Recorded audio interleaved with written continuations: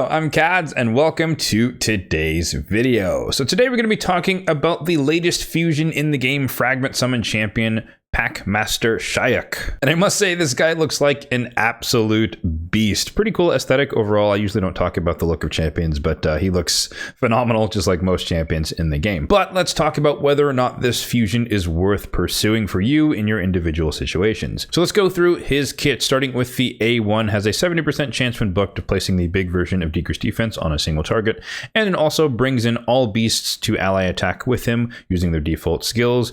Now, a lot of people will point out or say that these beasts are not that amazing, they're not really that useful and or impactful, but Plarium has hinted at the fact that there's probably going to be more beasts in the future for him to use, or more dogs if you want to think of it that way, more dogs to use, and so this might be a lot stronger than it seems currently. So keep that in the back of your mind as we continue on through the kit. You're going to see the featuring of a bunch of the hound interactions as we go through. On the A2, it is a full cleanse of himself and also a heal by 50% of his max HP, and he is HP based, forgot to mention that at the start, so he can be built fairly tanky. He will also place a shield on himself for 2 turns, and the value of the shield is equal to any surplus heal. So if he doesn't heal himself to full, then you're not going to get a shield at all. But if he's full HP and he heals himself, he's going to get a 50% HP shield. So it can be substantial depending on the circumstance. And then if he has any beast on the team, the shield is protected, so it cannot be removed. So great for mischief tanking, but it gets even better for mischief tanking because it will also place a taunt debuff on himself and reflect damage as well for 2 turns, both of those. And this is on a 3-turn cooldown. So this is a fairly decent uptime for taunt, at least on himself. So on par with, I would say, an Emic trump card as far as being able to maintain taunt for the long haul. So he could be a good substitution for those kind of taunt loop Hydra teams. And just like above, if you have a beast on the team, then these buffs as well are also protected, meaning he is the best candidate for a mischief tank in that regard because his buffs cannot be stolen at all, but he will be targeted because he has a lot of buffs on himself. On the A3, we have a turn meter fill of all allies by 25%. So it's a pretty decent turn meter fill. It's better than most, somewhere around 15 to 20. So it's on the higher side. And then has a 100% chance of placing block buffs on all enemies for 2 turns. And this debuff cannot be resisted if there's a beast on the squad. So the thing to note here is that he is not attacking with this ability or this ability. So he's not necessarily the best candidate for like a War Master and that stuff because he's just not going to attack that much.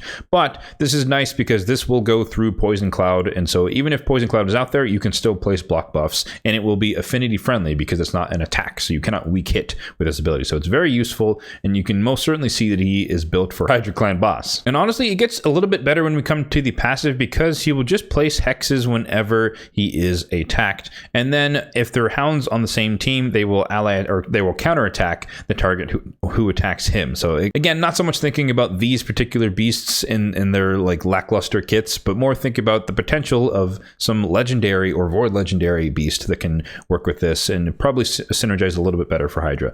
But all in all, you're getting a mischief tank for Hydra, you're getting block buffs for Hydra, turn meter fill is pretty handy, and then you're also potentially getting hex just from him being attacked, kind of like a Krisk passive where you get the decreased attack and decreased defense. This is the same thing except you're just getting hex. And then also anyone who attacks an enemy under a hex placed by this champion will deal 20% more damage, so he can also synergize fairly well with those more modern style of Hydra where it's about aggressive damage dealing compositions. To top it all off, we do have a speed in all battles by 19% aura, which is pretty average even for like epics and legendaries. And then for the base stats, really high on the HP, 22,000. He is HP based once again. And then defense, 1200 on the defense, pretty decent. A little bit slower on the speed. He's 98, so he's not going to be a speed demon, but nonetheless, you can still get him up to a fairly decent amount of speed. And then he has the bonus of 20 resistance because every champion in the game, for those who don't know, start off with 30 resistance. And then he also has a bonus of 10 accuracy. So as far as a grade is concerned, I would give him somewhere around a B+, A-. And I think the only reason he's not higher is because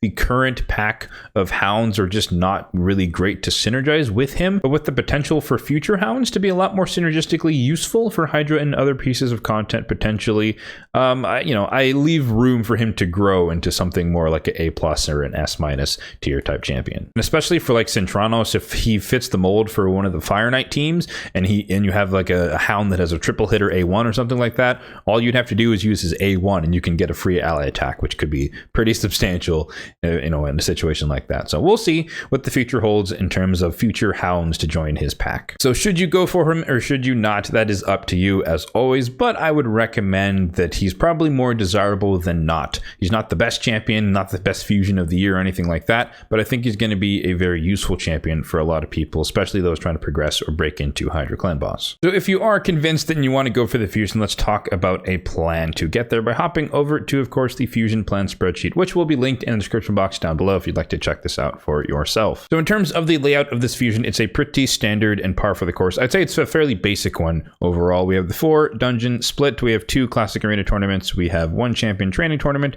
1 champion chase tournament. We have 3 divers, 3 art enhance, 1 champion training event, and then 1 longer duration summon rush. There's honestly nothing super special about this particular fusion in terms of the noteworthy elements, but there's always the pinch points which is the overlap of champion training and some sort of dungeon tournament, and so you just have to allocate your energy appropriately in order to do that. So the first one is ongoing right now, champion training event on top of Ice Golem, and then later on there's going to be champion training across the entirety of the Dragon tournament. And I guess Dungeon Divers 2 is kind of in an annoying position where it's like on the last day of Fire Night it will start, and then you have a down day where there's no dungeon tournament, but there will be champion training, but that's a lot less divers points, and then you have Dragon starting on the last day of it. So that could be a bit annoying, especially if it's one of the predicted 3-day 3,700 point type dungeon divers, which can just be very painful and cost a lot of energy and gems. So be forewarned about that one, but other than that, it's a pretty standard layout for a fusion. For those who are less familiar with the format, here on the right hand side we have all of the milestones that we expect and or have seen for the events and tournaments, and anything marked with an asterisk means that it is a predicted value, and that's based on historical precedent. So don't quote me on them unless they're live in the game, and once they are live in the game, like Ice Golem here for example, I remove the asterisk because we're reflecting the actual values in the game. And then usually I go in after the fact and fill in some of the nodes as far as what I actually use in terms of supplies. So you can see how much silver I spent, for example, on artifact enhancement, what shards I used for each of the events, and you can go back and see that for any of the previous fusions dating all the way back to Pythion. So feel free again to check out the fusion plan in the description box down below. Last thing to note here on the fusion plan is of course the energy plan, which is not a recommendation for you guys, but that is just sharing how I plan to use my energy over the course of the few days. I usually prioritize champion training first just because I am a tome chaser, so I am usually going for the highest of the milestones to get the legendary tomes, and then I use the spare energy or leftover energy or use gems for energy in order to finish the dungeon portion of the points that I need to gather for the day. Now let's run through a couple of the current events in the game, starting off with the fact that there is a summon rush which is starting a day earlier than usual. It's a 4-day long one, and I think it's just starting early because there is of course the guaranteed event for Shemnath, which I'm not participating in,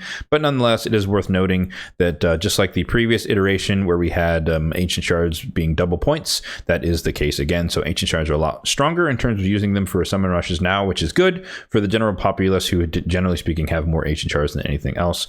But in terms of the milestones here, we have a pretty standard one, which I always consider this node, wherever it may be, to be 4 sacreds plus X amount of mystery shards. So it is higher than usual. Usually it's been, well, historically it's been 2150, and in the more recent times it's been 2250. Now it's creeped up to 2350. But again, I think of that in terms of mystery shards, and that's kind of a negligible difference. 100 to 200 mystery shards is not much of a change, but you could also just do it with 5 sacreds if you wanted to overshoot. And then the higher milestone is 3200. Usually this is around 3000. It could be 3500. It has been as high as 4100 and or 4925. So definitely not anywhere near those levels on this go around. But if you want to skip some events and you want to get these 10 fragments, you can also just go from 4 sacreds up to 6 plus 200 mystery shards, and you can get skip through some other events, which could be a way to pursue this fragment summon if that is your choice. In my case, my default is always to go for the minimum, and just because I like participating in all the events, because it allows me to farm dungeons, because I don't usually do that unless I'm forced to in a fusion, and so it just allows me to get some gear, get some things, level up gear and artifact enhancement, etc. Otherwise that would kind of just be hoarding my resources for some future events. But every once in a while, sometimes I will go up to the higher node here depending on what's offered, like if there's a Titan event going on, which we haven't seen for a good while now, but if there's some other incentive that makes me want to go out there, then sometimes I go that far. But I think the champions have been released for the summon rush. I think it's about block debuffs, so a bunch of champions on that. You can check out other creators who will go through exactly which champions, but for me the main appeal would be Elva Autumnborn, so I'm more than happy to to yeet 4 sacreds and just see what happens. Probably not going to get a legendary, but we'll see. Stay tuned for that video, probably sometime over the weekend. As we mentioned, there's also a champion training event, which I have not started at all. I'm waiting for Dungeon Divers to begin mostly tomorrow, just to kind of double dip. And then I'm also sitting on a good stockpile of energy already. So the Fusion warm-up event, which was just a little bit of artifact enhancement, I've saved up those energy nodes. I'm not collecting those yet. And then congrats to us. We did manage to win, barely, but we did win our PR CVC. And so we have all of the lovely personal rewards, which is going to be a massive chunk of energy that I will wait until it's automatically claimed tomorrow, and then I will have probably, I guess when you combine it all, somewhere around 2,000 and something energy, somewhere around there. It's pretty high up there. So lots of champion training to do starting tomorrow and through the weekend. And so I'm holding off just because I know I have a massive stockpile of energy to send into that. But on top of that, I've also held off on using my clan shop energy. So I have another 1,000 energy there to use for champion training and or dungeon tournaments. So lots of energy stores to kind of hit the ground running when it comes to this. But if all else fails, I do have a backlog of gear I need to go through. Ignoring that, but I do have a backlog as well of energy refills going all the way down to like the 20 days remaining. So all the way up to like 99 days, some more recent ones. And so lots of energy. And then of course we have good amount of gems and silver. And while I'm here, I might as well mention the supply count, because a lot of people are under the impression that fusions are extremely difficult or really, really hard to do. And it's a lot easier than you might think, but I'm not going to say that they're easy per se. It's mostly about allocating your resources appropriately and going hard when you think it's a good champion that you actually want to use. So as always, we're taking a snapshot at the beginning of the fusion, and we'll compare it at the end of the fusion, where I'll do a post on my community tab talking about the deltas between my supply count at the start and at the finish. So 4750 on the gems and then 48 million on the silver, which is on the higher side, but I did a ton of forging for CVC, went through all of my perception gear, which is why you can see the backlog in my inventory there. So lots of perception was made and a lot of it was sold, and so that's why we're up on silver more than usual. And last thing to mention, of course, is the tournaments. There is the Ice Golem tournament. Basically the same principle as the previous, or as the events. We're holding off on Ice Golem, not really going to start running it until tomorrow when Dungeon Divers is live, just to be a little bit more efficient with my resources. And there's nothing that pressing going on right now that would require me to start this early per se. And also, of course, the Dragon tournament, I'm still trying to get all the way out here to 2750 to get that 10 essence.